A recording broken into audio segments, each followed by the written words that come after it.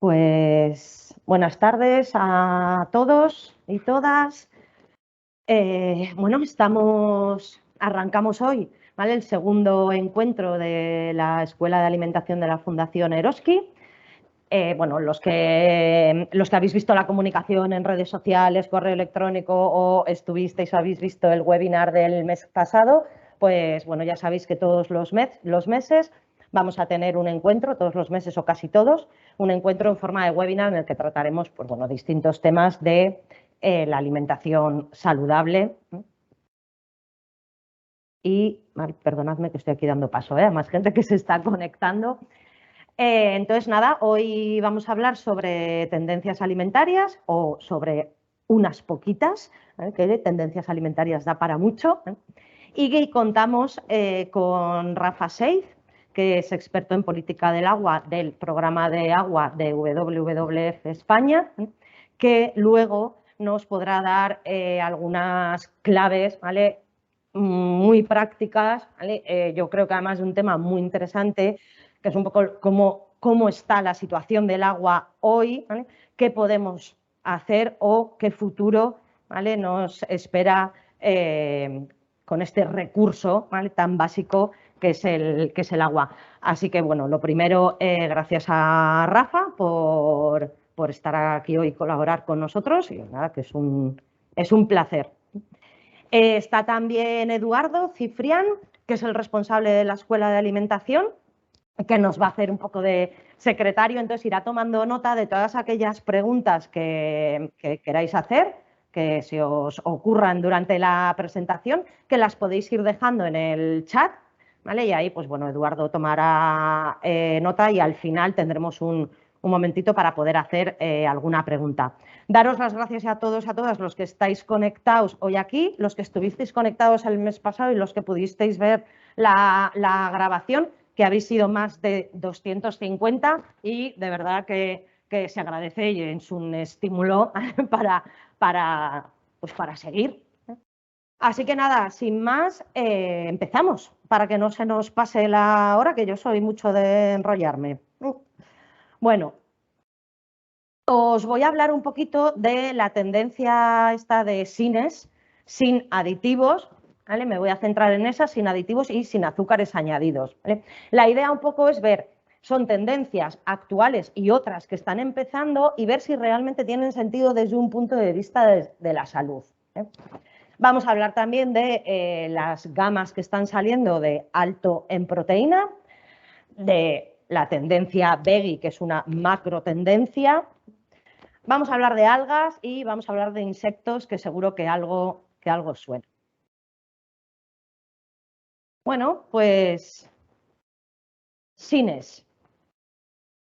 Bueno, lo primero, esta es la clasificación de los aditivos, ¿vale? Como podéis ver, los he destacado ahí. Los edulcorantes, los colorantes, los conservantes son un tipo de aditivo. ¿Por qué quiero recalcar esto? Porque seguro que en más de un packaging de producto y más de dos, seguro que os habéis encontrado la frase, ¿vale?, o la publicidad de sin conservantes y sin aditivos, o sin conservantes ni aditivos. Bueno, pues que sepáis que eso es una redundancia, ¿vale? Si no tiene aditivos, no tiene conservantes tampoco, ¿vale? Es una manera de alargar más la frase y dar más texto y dar más impresión de que tiene muy poco de lo que no gusta al consumidor. Ya veremos si tiene poco de lo que debe tener poco, ¿vale? En muchos casos. Pero bueno, ¿vale? Que sepáis que esta es toda la clasificación de aditivos. Lo único que no entraría dentro de aditivo son los aromas, ¿vale? Entonces se distinguen aditivos y aromas, ¿eh? Ya veis que están clasificados, todos los E100, 100 algo son colorantes, todos los E200 conservantes, etc. etc. Sí, me recuerdan, ¿vale? Perdonadme que os he dicho, ¿no?, las preguntas que se os vayan ocurriendo a través del chat. ¿Sí? Vale. Vale. Bueno, ¿qué pasa con esto de los SINES, sin aditivos, sin azúcares añadidos, que también vamos a ver luego? ¿Qué es lo que queremos como consumidores? Queremos alimentos sin exceso de sal, sin exceso de azúcar, que no tengan aditivos, pero también queremos que se conserven durante un periodo largo de tiempo, que no necesiten frío, que sean altamente gustosos, o sea, que tengan mucho sabor, que sean seguros desde la higiene y seguridad alimentaria. También queremos platos preparados, que nos podamos llevar fuera de casa o que me los traigan, ¿vale? Es una tendencia también el tema del delivery. No queremos cocinar, cada vez cocinamos menos. Entonces, bueno, plato preparado. Pues claro, todo no puede ser.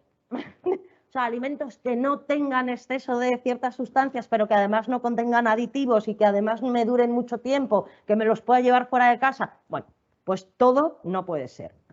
Pero hay una cosa que sí que tiene que quedar clara, que todos los aditivos que se usan en la Unión Europea deben haber sido evaluados y autorizados.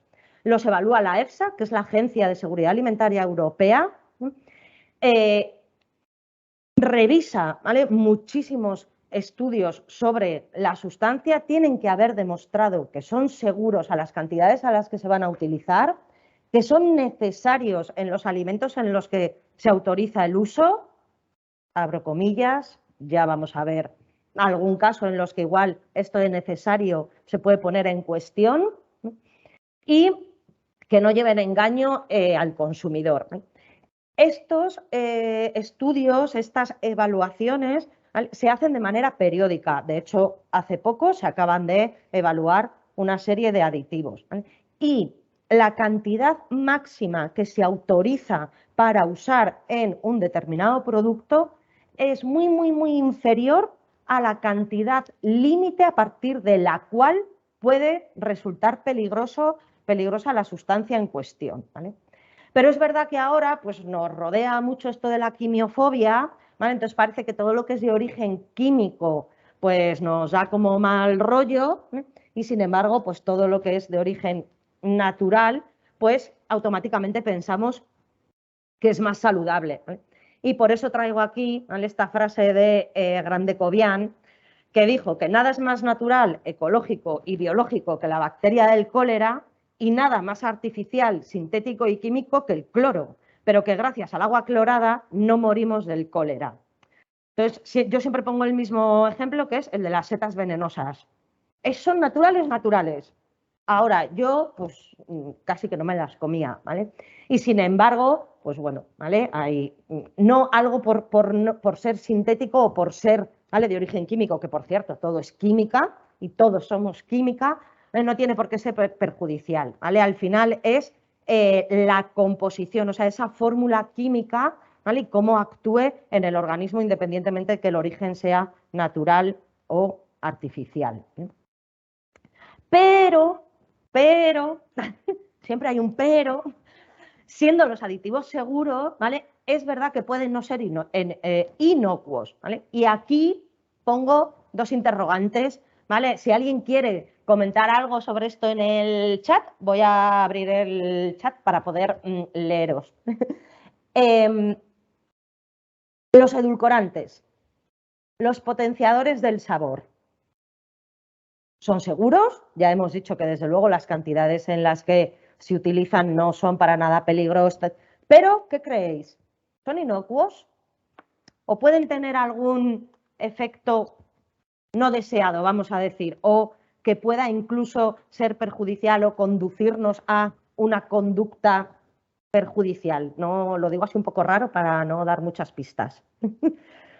Si baso mi dieta en alimentos ultraprocesados, que obviamente son los que más aditivos necesitan, ¿vale? Al final, muchas veces no, para que un alimento o un producto procesado, ultraprocesado, se conserve largo tiempo, mantenga la textura crujiente, mantenga la forma de, no sé, de dinosaurio, ¿vale? Pues lógicamente necesita una serie de aditivos que haga que eso se mantenga así, que unos ingredientes se agreguen, se peguen a otros y aquello no se desmigue, como, ¿vale?, etc. Pero, ¿qué creéis de los edulcorantes y los potenciadores del sabor? Bueno, os lo cuento yo, ¿vale? ¿Qué pasa con estos aditivos?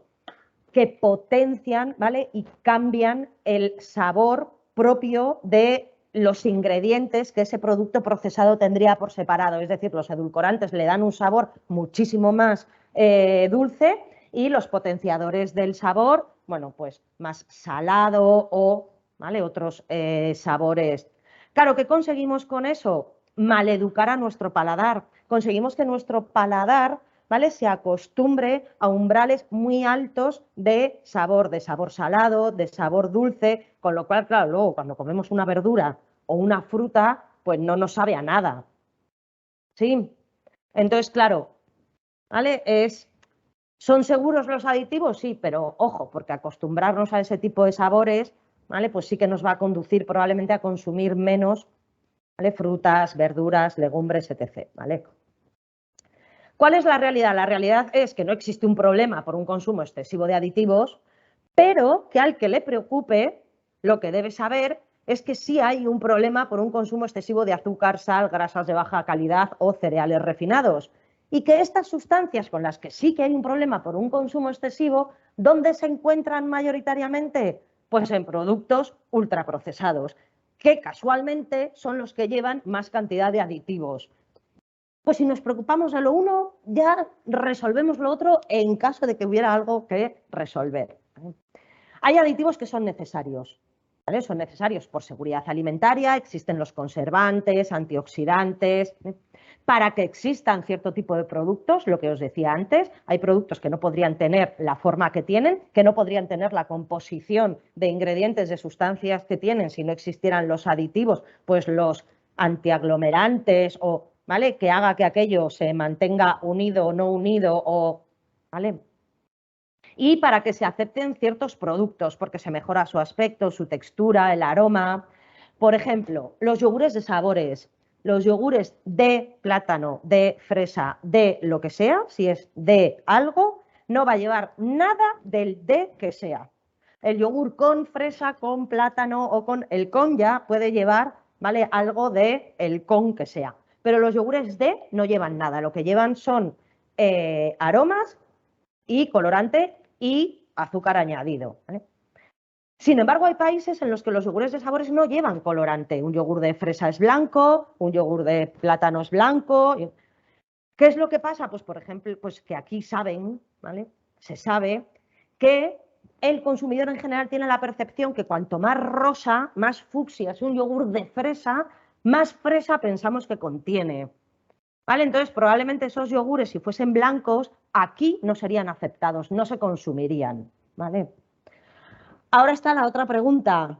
¿Hace falta consumir yogures azucarados? Pues no, ninguna falta. ¿Vale? Pero bueno, ¿vale?, que es verdad que, por ejemplo, eso ya digo, en otros países los yogures de sabores son blancos. Bueno, esto es un paquete de unas galletitas de hace mucho tiempo, esto ya no es así, pero no sé si llegáis a leer el cartelito, porque pone sin porquerías. ¿Vale? Este es el marketing, ¿vale?, que se hacía de los productos sin aditivos, ¿vale? Obviamente esto ya, ¿vale?, está prohibido y ahora el cartelito pone ya era hora. Vale, pues, ¿vale? Fenomenal. Claro, unas galletas para bebés, de hecho creo que se pueden consumir a partir de los 12 meses, ¿vale? Se recomienda su consumo, sin aditivos, efectivamente, sin aditivos. Ahora, con un 22% de azúcares. Pues no tendrá aditivos, pero desde luego no es recomendable para un niño a partir de 1 año. ¿Vale? 22% de azúcares, 22 gramos por cada 100. 11 gramos por cada 50 gramos de galletitas. Ya os digo yo que menos de 50 gramos no come nadie, o sea, ni el niño de 1 año y medio. ¿Vale? Cantidad máxima diaria recomendada de azúcares, 25 gramos. ¿Vale? Eso dice la Organización Mundial de la Salud. Un guacamole, ¿vale? Otras cosas que se hace para esto del sin aditivos.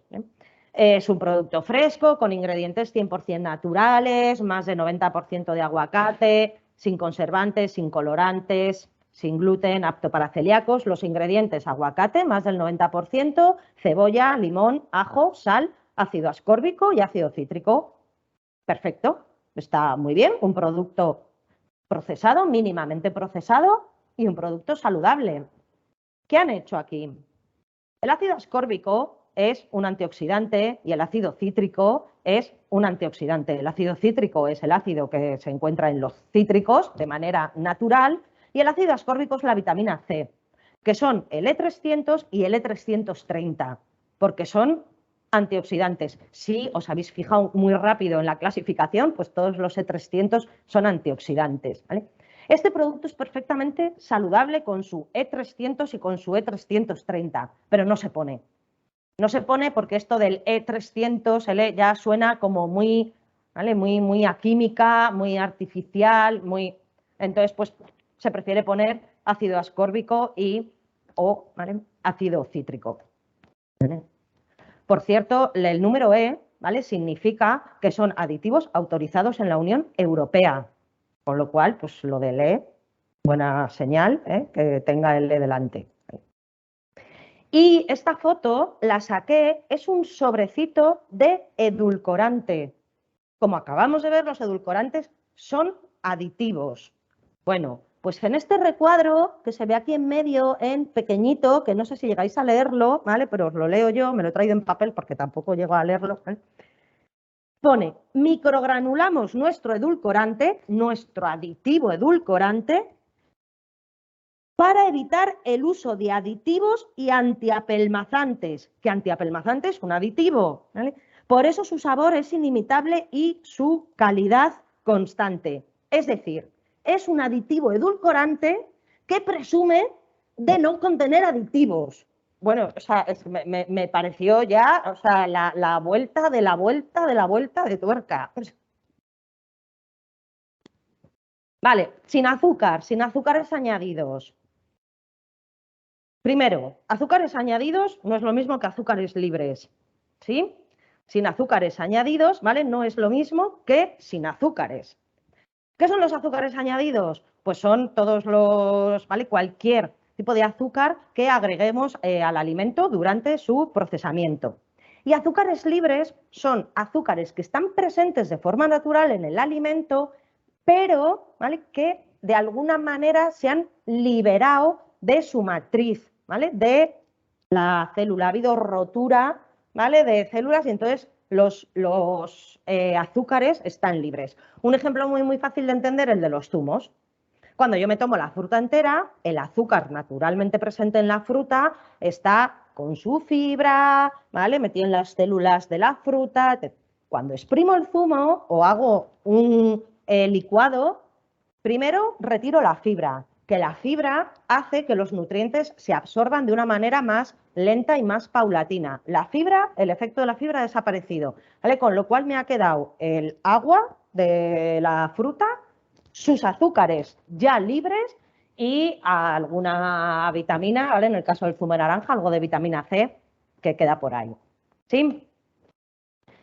Y bueno, pongo aquí, ojo, que se está poniendo en duda también que usar los purés de frutas, ¿vale? Un batido que conserva toda la fibra, pero también, ¿vale? Puede ser peor en cuanto a la absorción de azúcares, que también sea más rápido, porque sí que se da rotura celular, ¿vale? A la conclusión a la que he llegado yo con esto es que lo mejor, comer la fruta entera, a bocaos, y por una cuestión de tiempo también, ¿eh? Hay que pensar cuánto uno tarda en tomarse una fruta a bocaos o en tomarse 3 piezas de fruta en zumo. 3 piezas de fruta en zumo te las comes más rápido.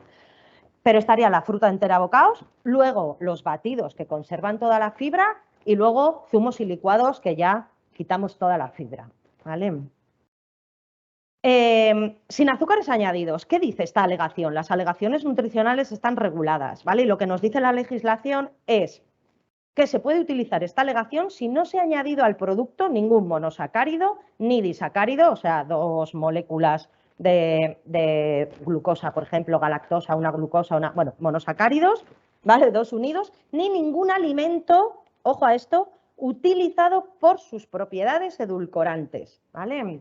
Esta gráfica que os aparece a la derecha es de la EFSA, de la Agencia Europea de Seguridad Alimentaria, que acaba de sacar un documento sobre el posicionamiento de la ingesta máxima de azúcares añadidos y de azúcares libres. Y lo que ha dicho es que cuanto menos mejor. Esta es la conclusión, ¿vale? Podéis buscar el documento y aquí para que veáis un poco lo que eran, ¿vale? Los azúcares libres, los azúcares naturalmente presentes, ya hemos dicho, por ejemplo, zumo, por ejemplo, la miel, y los azúcares añadidos.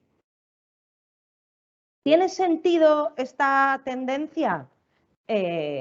Sí, sí que puede tener sentido, ¿vale? Efectivamente, los efectos perjudiciales, ¿vale?, del exceso de consumo de azúcares libres es más que indiscutible, ¿vale? Aquí tenéis, según el nivel de evidencia, ¿vale?, la relación que tiene con la obesidad, con las enfermedades hepáticas, diabetes tipo 2, etc. ¿Cómo se está sustituyendo el azúcar o qué podemos encontrar tras la alegación de sin azúcares añadidos? Pues aquí es donde está la chicha, ¿vale?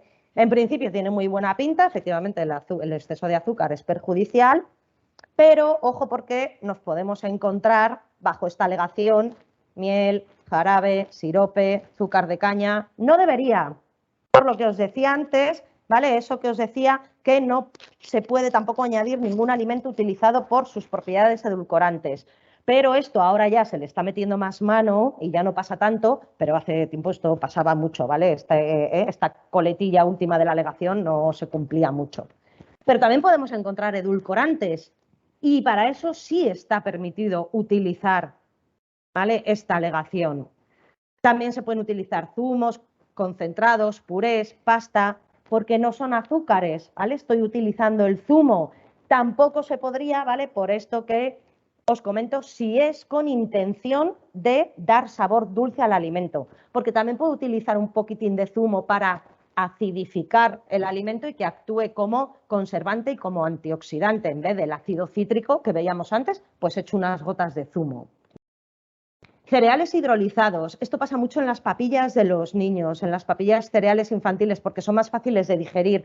Pero hidrolizados, la hidrólisis no es más que una reacción química a la que se somete a las cadenas muy largas de hidrato de carbono y se las trocea. Con lo cual, al final, lo que tenemos también son azúcares libres, ¿vale? Porque son cadenas muy cortas de azúcares, ¿sí?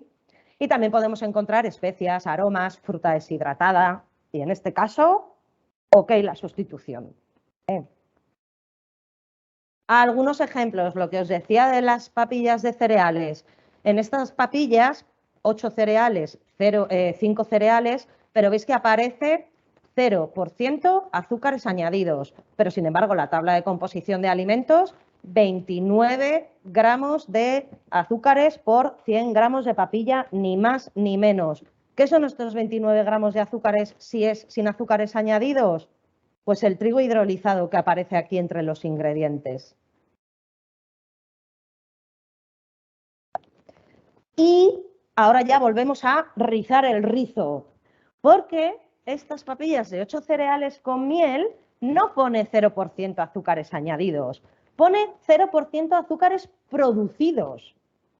¿Y qué es esto de los azúcares producidos? Si no lo hemos visto antes en las definiciones. Bueno, pues es que esto no está definido en ningún lado, ¿vale?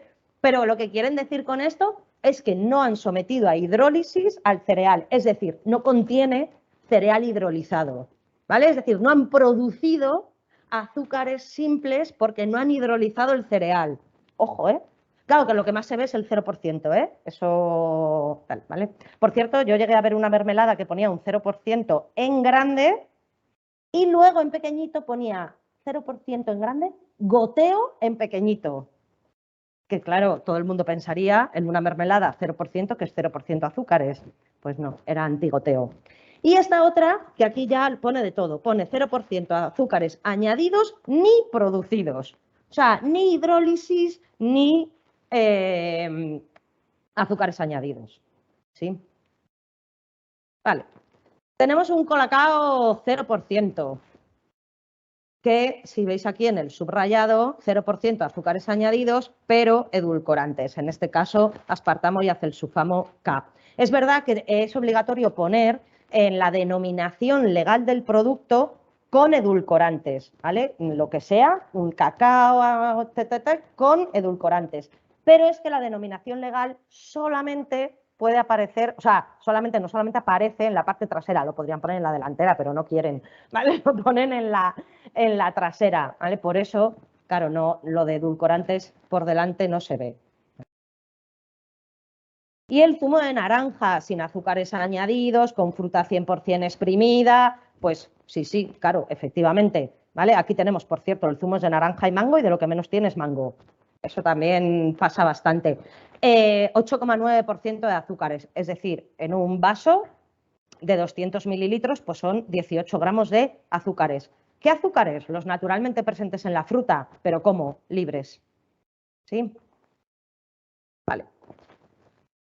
Estos cereales sin azúcares añadidos. Estos creo que ha habido una organización que ha denunciado el tema del etiquetado de azúcares añadidos. De momento, ¿vale? Ahí sigue. En mi opinión, ¿vale? Deberían eliminar la alegación de sin azúcares añadidos por la coletilla que os decía antes. Y es que entre los ingredientes, que no lo veréis, aparece ahí subrayado, aparece pasta de dátil y puré de plátano. Claro, si a mí me preguntas para qué está añadido la pasta de dátil y el puré de plátano, pues te digo que es para el sabor dulce que no le dan con otra cosa, ¿vale? Probablemente ellos, si alegan otro uso para esas sustancias, que puede ser como aglomerante, porque son como bolas, granolas, algo así. Entonces, para que queden los cereales y el fruto seco pegado y tal, bueno, si lo justifican de otra manera, podrán mantener la alegación. Alto en proteína. Otra cosa que también estamos viendo mucho. Bueno, lo primero, ¿necesitamos más proteína? Bueno, pues no. ¿Vale? Todo indica que no. Más del 30% de los participantes del estudio ANIVES, ¿vale? Se excede del límite de las recomendaciones de ingesta de proteína, ¿vale? Pero es que en el estudio Snoopy, que es un poco más reciente, ¿vale? 2021, ya decía que la ingesta de proteína en los niños españoles de entre 1 y 10 años está por encima de las recomendaciones europeas e internacionales. ¿Vale? Y además, en el estudio ANIVES, aquí tenéis la grafiquita de los alimentos que contribuyen a la ingesta de proteínas. Bueno, pues resulta que este cacho más grande es de carnes y derivados, y por derivados son las carnes procesadas, embutidos, etc. Y lo siguiente son los cereales, creo, ¿no? Sí, cereales y derivados y a continuación los lácteos. ¿Vale? La verdura, hortaliza y legumbre supone solo el 7% de la ingesta de proteína, ¿vale? Y es todavía más baja en los niños. Solo el 5,5% de las proteínas de la dieta de los niños proviene de verdura, hortaliza y legumbre. Esto, especialmente en las legumbres, me atrevo a decir que es un drama y no exagero. Otras veces soy exagerada, pero esta vez, de verdad que no, ¿vale? El problema de la proteína viene por ahí. Es decir, ¿cuál es la fuente alimentaria de proteína que estamos tomando? ¿Vale? Y desde luego, ¿vale? Que no necesitamos más cantidad de proteína. Luego también se habla mucho de generar o de producir masa muscular, sintetizar masa muscular, etc. Bueno, pues hay un estudio, ¿vale? Muy potente y su conclusión fue que a partir de cierta cantidad de proteína, lo que sí que es importante, ¿vale? Para ganar más y mejor masa muscular es un adecuado reparto de esta cantidad de proteínas a lo largo del día y el hacer ejercicio, porque es que esto de la proteína para ganar músculo, ¿vale? Parece que ya, no sé, tomando batidos de proteína o alimentos enriquecidos de proteína, ¿vale? Al día siguiente levantas con músculo, ¿vale? No, generar masa muscular, ejercicio. Alto contenido rico en proteína.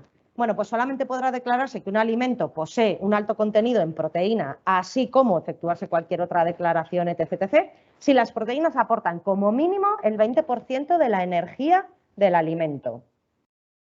Claro, aquí muchas veces se nos olvida que hay alimentos saludables como los quesos, las legumbres, los frutos secos, las semillas, los cereales integrales, los huevos, pescados y carnes magras que tienen un contenido elevado de proteína. ¿Vale? Y desde luego de legumbre y de frutos secos no llegamos a las recomendaciones. Legumbres de 3 a 5 veces por semana. En verano también. Frutos secos todos los días. Y eso no lo hacemos. Entonces, igual es mejor preocuparnos de eso. Y luego, si con eso tuviésemos déficit proteico, que va a ser que no, pues ya nos ocuparemos de los alimentos enriquecidos, ¿vale?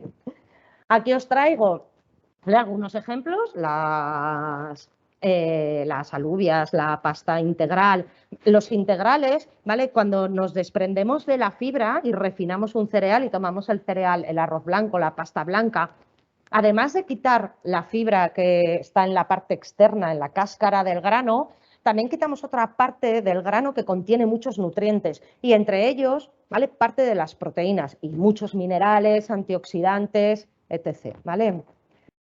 ¿Un producto se convierte en saludable por el hecho de ser rico en proteína? Pues no, lo mismo que tampoco se convierte en saludable por solamente quitarle el aceite de palma o los azúcares, ¿vale? No, habrá que ver, ¿vale?, el completo del producto. ¿Sabe el consumidor que las legumbres y los derivados son ricas en proteína y que los cereales integrales tienen más proteína que los refinados? ¿Vale? A lo mejor tenemos que utilizar las alegaciones nutricionales en alimentos, ¿vale?, que realmente sí que necesitemos aumentar su consumo, ¿vale? Una buena propuesta, merendar queso con frutos secos. Vamos, más proteína que ahí. Bueno, aquí tenéis una tabla con el contenido, ¿vale?, de proteínas de distintos alimentos, ¿vale? Carnes y pescados a la par que las legumbres, quesos curados y semicurados a la par que los frutos secos, queso fresco, ¿vale?, a la par que los cereales integrales, ¿vale? Comparo también, esto es por 100 gramos, pero pensad que las raciones, ¿vale?, igual la carne o el pescado, la ración es un poco más grande que en la legumbre, pero el resto de las raciones le andan parecidos, ¿vale? Huevos, ¿vale?, y los guisantes, que los guisantes son legumbre. Y, bueno, otro tipo de lácteos y las semillas, que ya se quedan aquí un poco descolgados. La soja, que es una legumbre, derivados de la soja. La quinoa, que es un pseudo cereal, ¿vale? El seitán, gluten de trigo mezclado con caldo. Y ojo, porque hay verduras y hortalizas que tienen entre 3 y 5 gramos de proteína por 100 gramos, teniendo en cuenta que la ración de hortalizas son unos 200 gramos, ¿vale?, o incluso más, ¿vale? Ojo, que también hay hortalizas de las que podemos obtener, ¿vale?, una buena cantidad de proteína, ¿vale? ¿Os acordáis de dónde provenían las proteínas, ¿no?, a la dieta que veíamos hace un momento? Bueno, pues aquí tenemos un yogur natural alto en proteína. Un yogur natural, ¿cuánta proteína tiene? Unos 4 gramos de proteína por yogur. ¿Este cuánto tiene? 6,2 por cada 100. Bueno, pues no sé si conviene más tomar yogur natural normal, que además estos productos suelen ser más caros, ¿vale? Estas barritas de proteína, ¿vale?, que si veis entre los ingredientes, bueno, pues contiene jarabe de glucosa, manteca de palma, otra vez azúcar, otra vez fructosa, que es azúcar, otra vez maltodextrina, que es azúcar. Bueno, pues será alto en proteína, pero, ¿vale?, casi que no, ¿vale? Por el resto no merece la pena, no creo que sea una buena fuente, ¿vale?, de proteína. Y este último que aparece es un flan alto en proteína. Ojo, porque además estos productos también lo que suelen hacer es que la unidad de consumo es bastante más grande, no son 125, pueden ser 160, 180 gramos, con lo cual la cantidad de azúcares, por ejemplo, que nos metemos no es por 125, ¿vale? Es por más cantidad, ¿vale? Y aquí, bueno, pues también sirope de caramelo, tenemos edulcorantes, etc. Tendencia veggie. Bueno, esta tendencia, os aseguro que todos, vamos, habéis oído, ¿vale? Cada vez hay más gente que se une a basar la alimentación más en productos de origen vegetal. Es verdad que teóricamente es una dieta, digo, teóricamente vamos a ver por qué, ¿vale? Pasa un poco igual que con lo de sin azúcares añadidos. Efectivamente son productos más saludables, ¿vale? O sea, más saludables. Aumentar, ¿vale?, los alimentos de origen vegetal en la dieta, ¿vale?, es una conducta, ¿vale?, es una recomendación, ¿vale?, desde luego que sí que haría que nuestra dieta fuese más saludable, ¿vale?, y de paso también más sostenible. Nada más datos, ¿vale?, sobre la tendencia vegana, no me voy a parar.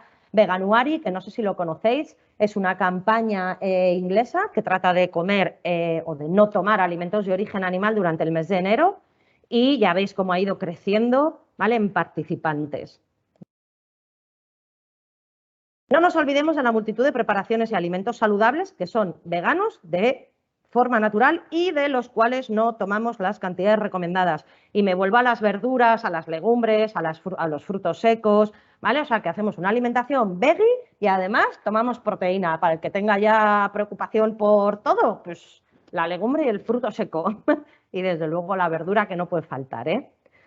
Por ejemplo, pues unas legumbres con verdura, ¿vale? O unos untables, ¿vale?, a base de verduras.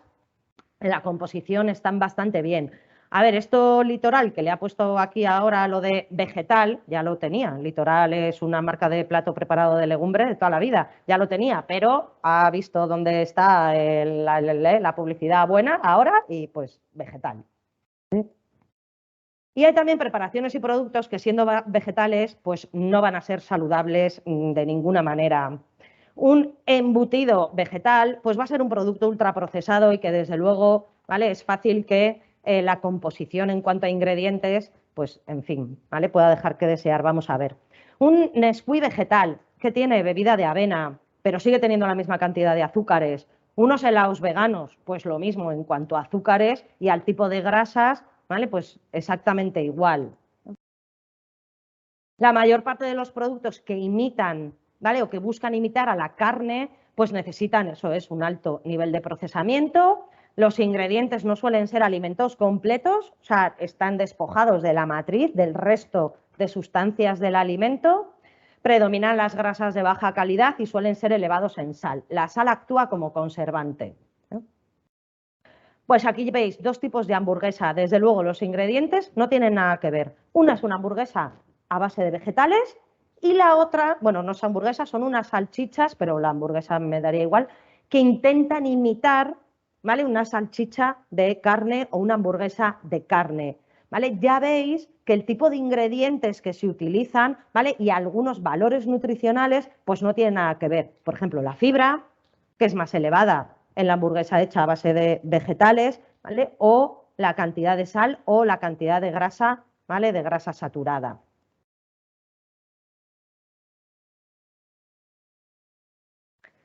Este, por ejemplo, que es un producto que intenta imitar la carne, pero, ¿vale?, está bastante bien, ¿vale?, nutricionalmente hablando, en cuanto a cantidad de proteína. La materia grasa que contiene es aceite de oliva, casi todos son altos en fibra, enriquecidos con vitamina B12, muy importante para todas aquellas personas que sigan una alimentación vegetariana vegana, que la B12 solamente se encuentra en productos de origen animal o en enriquecidos, ¿vale? Cualquiera que siga una alimentación vegetariana debe suplementarse en B12. De todas formas, seguramente haremos un webinar sobre alimentación vegetariana vegana y profundizaremos en esto, ¿vale? Fijaros en la cantidad de sal, ¿vale? 1,37. A partir de 1,25 se considera un producto alto en sal, ¿vale? ¿Cuál es el lado positivo o el lado bueno que le podemos ver a esto? Que no es un producto al que necesitemos añadir sal en el cocinado, ¿vale? Con lo cual es verdad que no le vamos a añadir más, pero tener en cuenta que la cantidad máxima recomendada son 5 gramos de sal al día, ¿vale? Aquí estaríamos ya tomando 1,37 por cada 100 gramos de producto, ¿vale? Y esta, ¿vale?, que es otra hamburguesa que intenta, ¿vale?, imitar la carne y, sin embargo, ya veis que en cuanto a cantidad de ingredientes no tiene nada que ver con la propuesta anterior, ¿vale? Aceite de coco refinado, ¿vale? Y, por ejemplo, no está enriquecida con B12, que es algo que me sorprendió bastante. Las algas. Esto seguro que también habéis oído, ¿vale? Ahora se ha puesto muy de moda las algas. Es verdad que es una alternativa a la proteína de origen animal, ¿vale? Y es verdad que resulta más sostenible que la proteína de origen animal. Pero, vuelvo con un pero. Ojo, porque todas, ¿vale?, o casi todas, las algas tienen un contenido muy, muy alto en yodo, ¿vale? Es verdad que existe mucha diferencia de unas a otras, pero pueden aportar entre 2 y 10 veces más que la ingesta recomendada solo en 1 gramo de alga. ¿vale? Y ojo, porque un consumo excesivo contribuye a un aumento del riesgo de patologías de la tiroides. También muchas de ellas, ¿vale? Algunas de ellas tienen un alto contenido en arsénico, que es un metal pesado. Las de mayor consumo en nuestro entorno, es verdad que contienen concentraciones inferiores que no suelen suponer un problema, pero ojo, porque siempre digo lo mismo, cada vez que algo se pone de moda, y siempre utilizo la misma expresión, nos chiflamos, ¿vale? Y de repente pasamos de tomar un poquito de una alguita pues con el sushi, que lo recubre tal, o en una ensaladita, a de repente, ¿vale? Empezar a hacer todo a base de algas. Recomendación, consumo ocasional, especialmente en niños pequeños y mujeres embarazadas. Y no lo digo yo, lo dice también la Agencia Española de Seguridad Alimentaria y Nutrición, que os voy a mostrar a continuación. ¿Y por qué digo que nos chiflamos? Pues por esto, porque tenemos hamburguesas a base de algas, tenemos cecina a base de algas, paté de algas, una tortita de arroz con algas y té de algas. Y un largo etcétera que si buscáis, pues fliparíais probablemente. Las recomendaciones, ¿vale? Que os decía, esto ha salido en octubre, noviembre de 2021, ¿vale? Y efectivamente aquí están las recomendaciones y no es de hecho bastante más estricto que lo que yo pongo aquí de la recomendación de especialmente en niños tal. No, es que dice que evitar, ¿vale? El consumo de algas en niños, ¿vale? Mujeres embarazadas o que estén dando lactancia, ¿vale? Y ya por último los insectos, que esto supongo que muchos pues casi como alguna anécdota divertida, porque ¿vale? No sé si alguno, ¿vale? Habrá probado.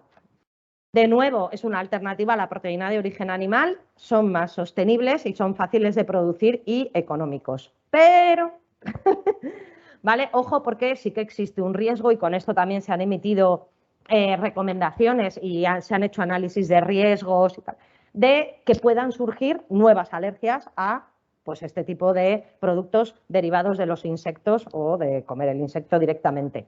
Y es que sí que se ha visto reacciones alérgicas en personas con alergias previas a crustáceos o ácaros, por ejemplo. A ver, barreras al consumo. Bueno, la primera, la aceptación. En nuestro entorno tenemos un montón de alimentos disponibles, ¿vale? Entonces, no se encuentra tampoco dentro de nuestra cultura gastronómica. Entonces, pues lo veo un poco complicado, que nos dé por ponernos a picar fruto de insectos, pues no sé, teniendo unas pipas o unas patatitas, que, que lo vemos como más, ¿no? Más apetecible, yo creo. Ahora, como ingrediente en forma de harina o proteína aislada de estos alimentos que llevan proteína de guisante, pues que de repente sea proteína del gusano de la harina, pues bueno, ahí, esto es ojos que no ven, pues todo para adentro. Yo creo que esto es un consumo más fácil y mucho más interesante en países, primero, donde ya se consumen insectos y también por necesidad, o sea, donde escasea, ¿vale? Fuentes de alimentos, sobre todo donde escasea la proteína, pues bueno, ahí puede ser interesante. Y ya tenemos 3 insectos autorizados, ¿vale? Y lo del gusano de la harina no me lo había inventado, ¿vale? Fue el primero en mayo de 2021 y ahora, que es esta primera foto que os pongo aquí, este gusano, la langosta migratoria, que es esta segunda, y el grillo doméstico, ¿vale? Se pueden comercializar en su forma desecada, congelada o en polvo. De hecho, hace tiempo creo que fue Carrefour que tuvo a la venta unos insectos así como picoteo. Yo los probé, eran grillos, los probé por curiosidad. Todo el mundo, es que yo tampoco he probado las pipas Tijuana, pero todo el mundo decía que sabe que es como si te comieras una pipa Tijuana con cáscara.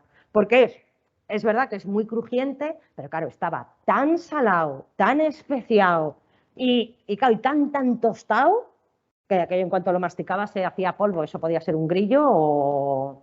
Lo que pasa es que, bueno, pues tiene su cosa, ver la forma de grillo y... Vale, por mi parte nada más. Cualquier pregunta que se os ocurra la podéis dejar en el chat para luego. Y como nos hemos quedado hablando de esto de la sostenibilidad, ¿vale? Y productos que ayuden un poco a la sostenibilidad, pues nada, doy paso a Rafa Seiz, que nos va a hablar y nos va a dar claves sobre el consumo del agua y la situación del agua, que desde luego es un tema Muy, muy importante. Pues muchas gracias, Eva. Y bueno, yo tengo que decir que me he quedado alucinado con alguna de la información que has dado. O sea, me parece complicadísimo, a pesar de toda esta información que tenemos ahora en el etiquetado de los alimentos, seguir esta cantidad de sustancias, sus características químicas y cómo afectan a nuestra salud. Me parece que es un tema importantísimo y capital. Eh, También nosotros trabajamos desde esa perspectiva de una salud completa, ¿no? Entendido como una salud para el planeta y una salud para las personas y los elementos que utilizamos para producir. Entonces, evidentemente el agua es un elemento esencial dentro de esta producción de alimentos y me gustaría también dar unas pinceladas de cómo utilizamos el agua en nuestro país y cuáles son los factores que realmente condicionan este uso del agua. Este gráfico de aquí representa muy claramente dónde están realmente los problemas que tenemos en relación a la cantidad de agua que consumimos, porque el 80% de esta demanda de los acuíferos y de los embalses se dedica a la producción de alimentos y tanto en el tema ganadero, que es una porción más pequeña, pero sobre todo al regadío que se utiliza para producir estos alimentos que luego acaban en los lineales de los supermercados. Pero también existen otros usos, ¿no? Como son los usos para beber dentro de las ciudades y los que necesitan nuestras industrias para producir estos bienes y servicios. ¿Y por qué no reconocerlos, estos usos recreativos tradicionales y culturales en los que el agua y los ríos en particular tienen una importancia en nuestro país, ¿no? Un país en el que estamos sometidos a unas condiciones de aridez y que nos llevan realmente a tener una vinculación muy importante, ¿no? Las principales ciudades, por dar un hecho histórico, se han desarrollado cerca de los ríos porque son vehículos de transmisión y fuente de recursos para muchos de esos servicios, ¿no? De los que nos hemos beneficiado. En, en relación a cómo estamos, pues desafortunadamente no tengo muy buenas noticias, porque más del 40% de estos ríos y de los humedales, de acuerdo con los estándares europeos por los que nos regimos, están en mal estado. Y es que el 27% de ellos sufren una alteración profunda del hábitat y de sus funciones naturales. Esto significa que han dejado de ser lo que entendemos, ¿no?, en esta conciencia colectiva, un río, pero es que además han dejado de poder proveer con esa garantía y con esa facilidad estos servicios de los que nos beneficiamos, como por ejemplo disponer de agua limpia o disponer de un agua de calidad suficiente para determinados usos. Pero es que nuestros acuíferos, estas grandes reservas subterráneas que tenemos y que en el Día Mundial del Agua, que se ha celebrado esta misma semana, hemos intentado visibilizar, ¿no? Las Naciones Unidas han puesto de relieve la importancia. Bueno, pues en España tenemos también el 40% de ellos en un estado peor de lo que deberíamos, ¿no? De acuerdo con estos estándares, insisto, de la norma europea por la que nos regimos en toda Europa. Y 1 de cada 4, que es un dato muy llamativo, están sobreexplotados. ¿Qué significa eso? Pues que estamos sacando más agua de la que puede recargarse por estos acuíferos. Y además, en los que estamos sacando más agua, muchos de ellos tienen problemas de calidad ligada a una contaminación difusa, difícil de cuantificar y sobre todo muy difícil de controlar, que está afectando a grandes masas de agua. En este sentido es importante también tener presente que los acuíferos y los ríos forman parte de un mismo ciclo natural de estas aguas, con lo cual si tenemos en mal estado nuestros acuíferos, eso va a repercutir en el agua que tengamos en superficie. Pero es que también hay zonas donde los ríos son perdedores, ¿no? Transmiten agua al acuífero, con lo cual si estas aguas están contaminadas, estas reservas estratégicas pues tendrán muchísimos más problemas para proveernos de este servicio que es tener agua en cantidad suficiente y en calidad suficiente. Nosotros estamos preocupados por el futuro y trabajamos precisamente por ser más resilientes ante los impactos que la ciencia nos indica en relación con el cambio climático. En la península ibérica es una de las zonas de Europa donde se va a notar este cambio de una manera más drástica, porque vamos a tener un aumento significativo de las temperaturas medias que ya estamos padeciendo, ¿no? Si vemos las series climáticas, ya estamos percibiendo desde hace unas décadas cómo esa temperatura no ha dejado de crecer de manera casi exponencial.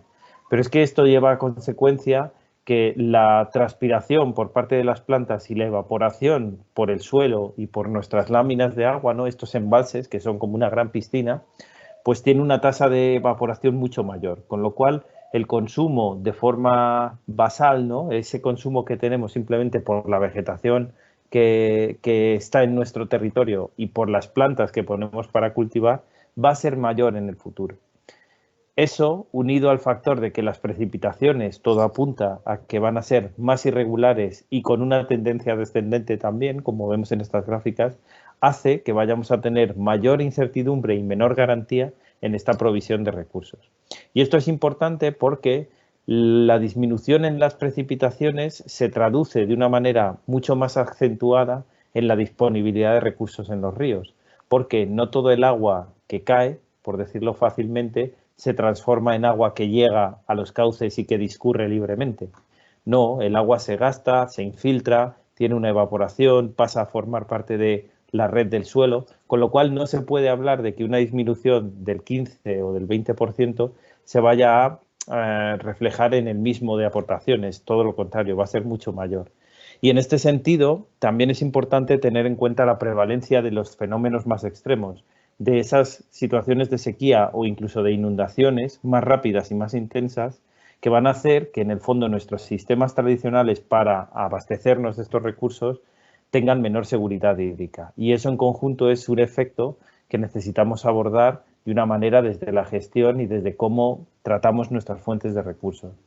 No podemos olvidarnos que nuestra fuente del recurso no viene de un tubo, ni de una tubería, ni de un grifo, ni de una planta de tratamiento. Eso es una parte del ciclo. La realidad es que viene de un río que al final es recogido en algún punto de toma y que ese agua se trata con unos tratamientos para ajustarla. Pero si no cuidamos esas fuentes primarias, tendremos un problema en el futuro. Y en ese sentido, nosotros, desde WWF, abogamos por reducir nuestra huella hídrica. Este concepto es el agua que está embebida, y nunca mejor dicho, en todas las actividades de las que nosotros disfrutamos para nuestro estado del bienestar y nuestro desarrollo personal y económico. Y en este sentido, no solo es en la producción de alimentos, como nos muestra esta imagen, en el que la tecnología nos ha permitido hacer unos grandes avances en términos de eficiencia y de ahorro de recursos en el riego de determinados cultivos, sino también en nuestro propio hogar, ¿no? Si utilizamos productos y electrodomésticos que tienen un menor consumo tanto de energía como de agua, pues estaremos teniendo un impacto positivo. Pero claro, tenemos que ser conscientes de que en ese reparto la parte de producción agrícola se lleva el 80% de la demanda, con lo cual, por mucho que actuemos y seamos muy eficientes en nuestros hogares y en nuestras ciudades, nos quedará una gran parte que es esa parte de consumo en la naturaleza, ¿no? Y consumo en las zonas rurales.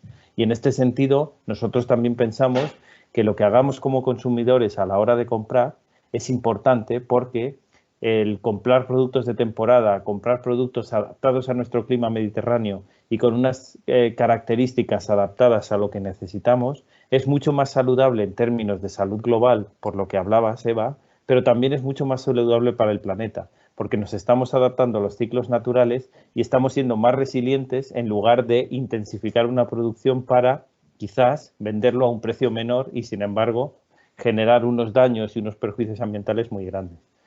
Porque no tenemos que olvidarlo, cuando nosotros producimos o bebemos agua o la consumimos en alguna fase de este ciclo, estamos haciendo un coste, ¿no? Estamos incurriendo en un coste que tarde o temprano llega a nosotros. En este caso he puesto una foto de una depuradora para reflejar que lo que pasa una vez, digamos, se va por el desagüe, ese agua que hemos utilizado, no se pierde ni se queda en un limbo, ¿no? Sino que llega en algún punto a un lugar donde se trata, donde se incurre en un coste y al final se devuelve a la naturaleza.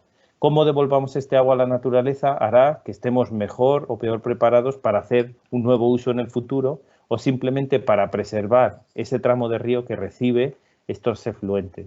Y en este sentido nuestra organización también trabaja para que los ecosistemas que están degradados, estos hábitats de los que estábamos hablando antes, ¿no? de estos ríos que sufren esta alteración profunda, los recuperemos poco a poco para que puedan, de manera natural, darnos esos servicios que nos benefician de forma gratuita. Y al final, yo he puesto aquí una foto de mis dos hijas, que además de preciosas son apasionadas de los ríos, porque desde muy pequeñas han entendido el valor que tiene, tanto personal como ambiental, el poder disfrutar de estos ecosistemas que aún tenemos entre nosotros. Y creo que es importante que las generaciones futuras se beneficien de este conocimiento científico mayor que tenemos ahora y, al fin y al cabo, de esta capacidad de ser mejores frente a los retos que el cambio climático y la seguridad hídrica y de las personas nos plantean. Nosotros siempre, y es nuestro motivo de trabajar, es asegurar que este agua esté disponible de forma sostenible para la naturaleza y las personas. Y por ello, pues mi organización trabaja todos los días intentando que esto sea un cambio real del que todos nos beneficiemos. Muchas gracias. Pues muchas gracias a ti, Rafa. Me ha parecido muy interesante a la vez que preocupante también, ¿vale? Y efectivamente recojo un poco lo que decías de esto de nuestras conductas, ¿no? Y cómo la situación del agua está totalmente relacionada con el mundo de la alimentación. Luego ya desde la tecnología a la hora de producir alimentos, pero también, pues lo que decías, de las decisiones que nosotros tomemos. Y es verdad, nosotros decimos mucho los nutricionistas que lo que no se consume no se fabrica. Entonces, desde ahí, claro, nosotros también tenemos cierto poder, ¿no? de poder tal y, bueno, y la importancia de crear conciencia para que seamos todos unos enamorados de los ríos como tus hijas, que lógicamente todo empieza por ahí. Así que nada, muchas gracias. Sí, Rafa, una pregunta. En efecto, lo que está, pues como estaba recalcando ahora Eva, el panorama que dibujas, pues por ponerle algún calificativo, impresiona, es impactante.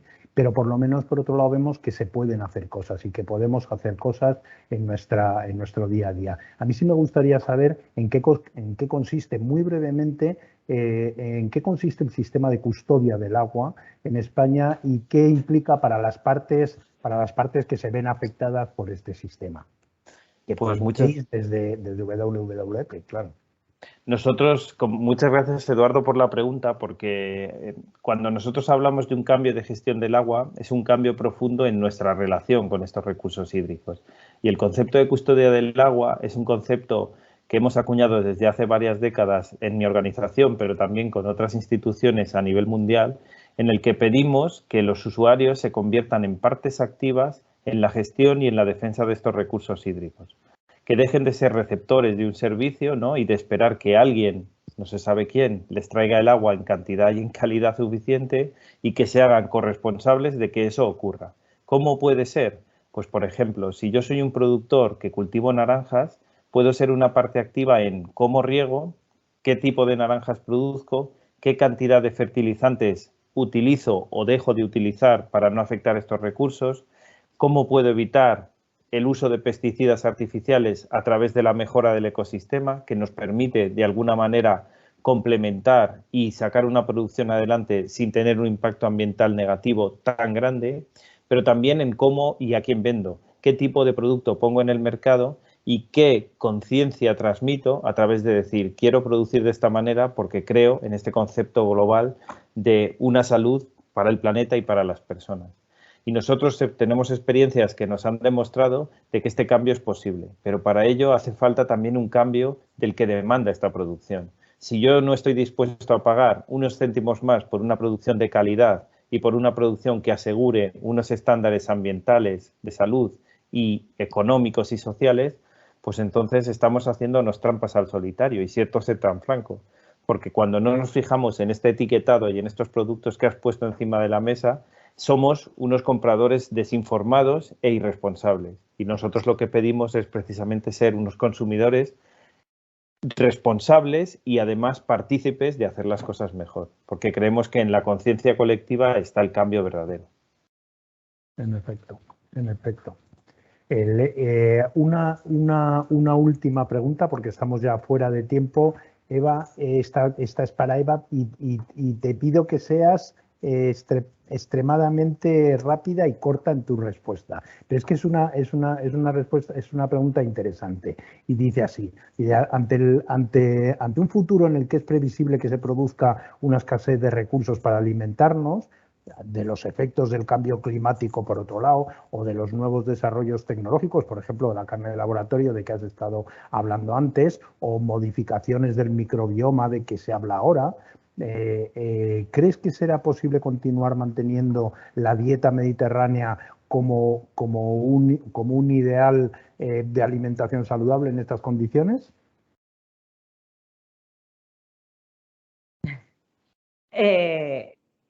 Sí que lo creo. De hecho, casi que más que creer si se va a poder mantener la dieta mediterránea, es que creo que hay que recuperar la dieta mediterránea, que creo que uno de los problemas es que estamos perdiendo efectivamente la dieta mediterránea como hábito de alimentación. Y es que la dieta mediterránea ha demostrado ser un estilo de alimentación saludable y sostenible. Claro, recordemos que es que la alimentación de la dieta mediterránea se basa en alimento fresco, en alimento de origen vegetal, en alimento de temporada, de origen cercano, de un consumo muy moderado de carnes, o sea, que es que sí, es que la dieta mediterránea y mucho más, claro, nosotros en nuestro entorno, que es que o sea, tenemos los alimentos de la dieta mediterránea, obviamente. Entonces, o sea, por supuesto, es que en nuestro entorno es el estilo alimentario que ha demostrado ser saludable y sostenible, es, por tanto, el mejor para mantener a lo largo del tiempo. Ya digo, es que el problema ahora es que se está perdiendo, ¿vale? Dieta mediterránea y dieta atlántica, que no sé si habéis oído hablar de ella, pero es muy parecida, potencia un poquitín más el consumo de pescado y marisco y claro, tiene su lógica porque es una dieta que se da, ¿vale?, más pegado hacia el Atlántico, ¿vale? Sobre todo Galicia presume mucho de la dieta atlántica, pero son las dos muy parecidas. Entonces, sí, no, hay que mantenerla y rescatarla, recuperarla. Sí.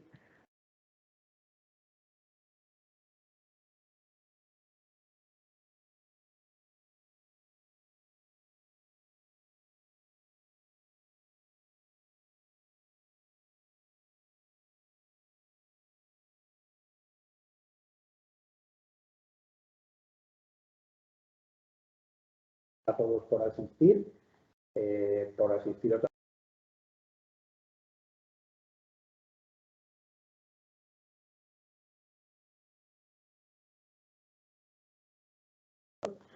Y yo nada, añadir solamente eso, que muchas gracias a todos y a todos los que habéis asistido. Muchísimas gracias a Rafa, que ha sido una colaboración estupenda y muy interesante. Y yo ya sí que os hago un poco de spoiler, que Eduardo ha sido muy cauto, ¿vale? Pero nos vemos en abril con Dietas Milagro. o sea que nada, os esperamos. Muchas gracias. Gracias a todos. Muchas gracias, Rafa. Un placer.